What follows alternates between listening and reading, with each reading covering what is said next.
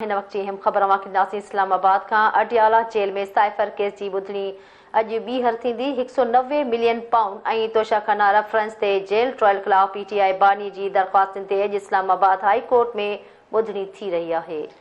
ॿुधणी बाबति ख़बर आवाज़ सां शेयर कई पिया। इस्लामाबाद मां अडियाला जेल में साइफर केस जी ॿुधणी अॼु ॿीहर थी।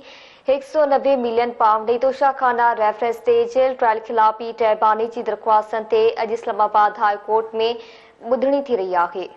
जी नाज़रीन, ॿुधणी बाबति तव्हांखे आगाह कयूं पिया। अडियाला जेल में साइफर केस जी ॿुधणी अॼु ॿीहर थींदी। 190 मिलियन पाउंड ऐं तोशाखाना रेफरेंस ते जेल ट्रायल ख़िलाफ़ पीटीआई बानीअ जी दरख़्वास्तुनि ते अॼु इस्लामाबाद हाई कोर्ट में ॿुधणी थी रही आहे। इस्लामाबाद में वधीक तफ़सील वठंदासीं। ब्यूरो चीफ नज़ीर चरण लाइन ते मौजूद है। जी नज़ीर, ॿुधणी बाबति वधीक अपडेट कजो। जी बिल्कुल, साइफर केस की ॿुधणी अॼु ॿीहर कुछ ही देर खां पोइ अडियाला जेल में शुरू थी रही है। जॾहिं त साइफर केस की ॿुधणी कंदड़ जज अब्दुल हसनान ज़ुल्करनैन भी अडियाला जेल पहुची चुको है। उन सां गॾोगॾु जेके साइफर केस में जेके बयान रिकॉर्ड जेका कया पिया वञनि कलमबंद शाहिदनि के हवाले सां, उहे भी जेके सो अडियाला जेल पहुचण जो सिलसिलो शुरू थी चुको है। कुछ ही देर खां पोइ अडियाला जेल में साइफर केस की जेकी ॿुधणी आहे उहा जेको आहे सो शुरू कई वेंदी।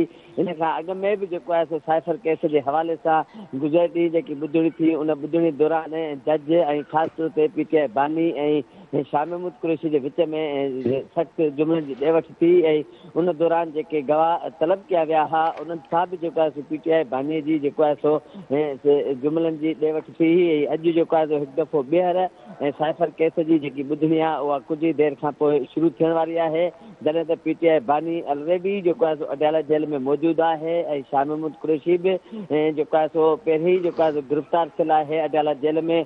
उते जेको आहे सो जज जेको आहे अब्दुल हसनान जेको आहे सो अडियाला जेल पहुची चुको आहे ऐं बाज़ाब्ता तौर ते कुझु ई देर खां पोइ अडियाला जेल में साइफर केस की जेकी ॿुधणी आहे उहा शुरू कई वेंदी। जी ठीक है नज़ीर, वॾी महिरबानी तफ़सील ॾिना।